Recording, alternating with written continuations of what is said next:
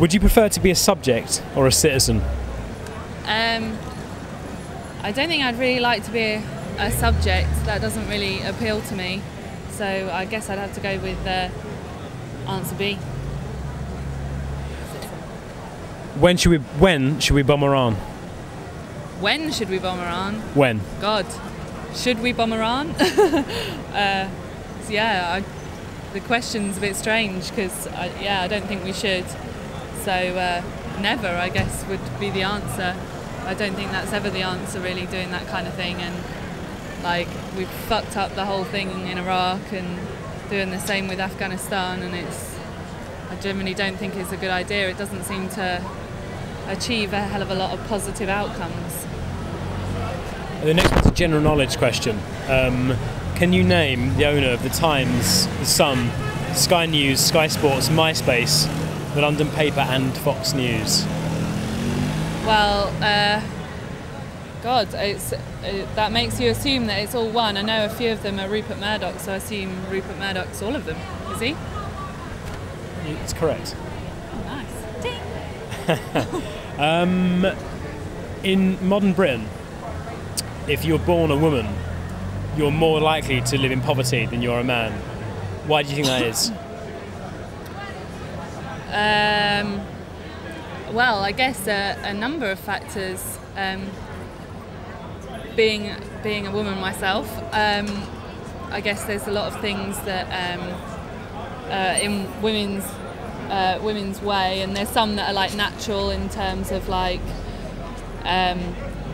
women that take out large gaps of their time for children and stuff, whereas men generally don't have as long paternity leave and all that kind of business.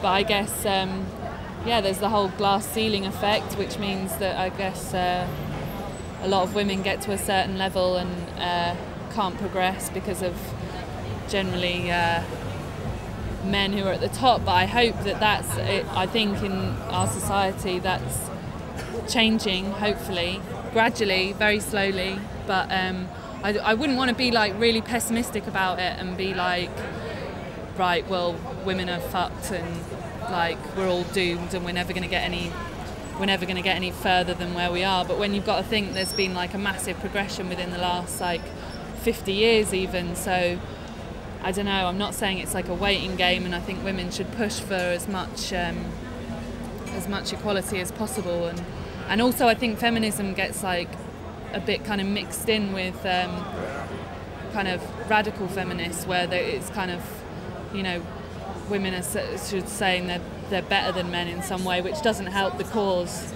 at all, and is counterproductive really. So women that do that, I guess, that's a slight problem. But I guess generally it's kind of a lot of businesses, I know from my own experiences and others, is that generally the people at the top of the tree are men, and I guess like to employ like-minded people, and often they find their common ground with other men, and I think it's for men to broaden their minds, those particular men, and women to prove their worth, and that it should be based on merit rather than sex or whatever it's going to be, colour, you know. It should be based on what you're good at. And on a lighter note, just to introduce the subject of romance, nice. Recently our Prince William, spent £75,000 of taxpayers' money on flying an RAF Chinook to his girlfriend's house and then onto a stag do on the Isle of Wight. Yeah, I heard about that. Yeah, well, with this in mind, is romance dead? Is friendship dead? And should he be punished? Is that acceptable? No, it's not acceptable. It's disgraceful. If it was his own money, well, I suppose even if it wasn't his money, I think that's a bit ridiculous. It's a lot ridiculous. And I'm as a taxpayer myself, I'm not overly pleased that my money's being spent on that. But you know, romance doesn't have to be all based on money. You can do nice things without spending 75 grand. Any examples? My fiancé proposed to me in a hotel in Brighton with no fancy tricks or anything like that, and he had me crying and blubbing. So yeah, that was pretty nice. There's hope for us all. There's hope for us all. Yeah. I wonder if you were which country locks up more of its people than Zimbabwe, China, Sudan, Syria, Burma, or Saudi Arabia. Which country per capita locks up more of its people than all of those countries? Which country? Repeat the countries again. The countries are Zimbabwe, China, Sudan, Syria, Burma, and Saudi Arabia. Which country do you think locks up more of its citizens than those six? Shit, I don't know. Well, I guess with the rate us and America are doing, I guess it would be one of the two. Do you want to pick a winner? As this is Instigate debate in Britain, I'm going to go for the United Kingdom. Home run. Congratulations. Yeah, nice. That's bad, isn't it? That's really bad. It's not really. That's really bad. It's really. Should we legalise cannabis? Should we Legalise cannabis.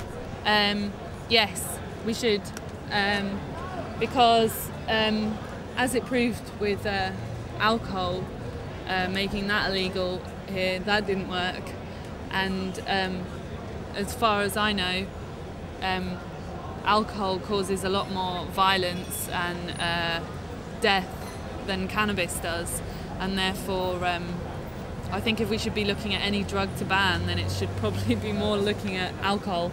Not that I'm saying we should ban alcohol, I'm just saying cannabis shouldn't be what is it, a Class B now?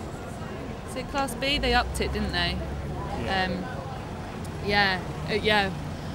That's really rubbish, and it just means that you just got more crap on the streets. And there was a thing in the paper a while ago, I think it was the Daily Mail, like this big headline saying cannabis killer, and it was like, what are you doing? Like, cannabis killer? Like, come on, man. Like, there's been more deaths that have been caused by alcohol, and you don't have that like slapped across the headline saying like, you know, alcohol angry atrocity or whatever. You know, it's like, fuck, that's just, it's so ridiculous, and it's been like demonized and made into this like really kind of, I don't know, they're trying to make it as like a violent drug in that instance, and it's like totally the opposite. It like chills people out, and like, I don't know, that's my experience of the situation. But I think legalizing it would be a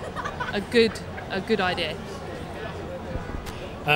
When your personal fortune, or if you can remember when your personal fortune reached 2 million, on what does one spend the rest? I can't say I have that experience of knowing what it is what it's like to exceed 2 million. But I would imagine, or I would hope to imagine, that if I did get to that level, where I was that successful or whatever, I would think there would be a lot more worthy causes than me to have that much money, and that like reminds, like, there was this, I don't know if you ever saw it, there was this program on about I forget what it's called now, like it was like about millionaires giving money to charitable projects, and it was like basically they go in covert to to a number of charities. I think I only watched one, and they'd like they'd go to all these charities, see which one was the best, and then give their money to them. And that just was like, to me, I don't know, it just felt, that was a bit weird, that program. I kind of like, it's like, put all the power in the rich people's hands of, like, you know, where, like, what charity is the best charity. I mean, I think you've got to go from like your heart and what like, I don't know, I've worked for charities before, and one which was very very worthwhile charity called Fundamental in Wakefield,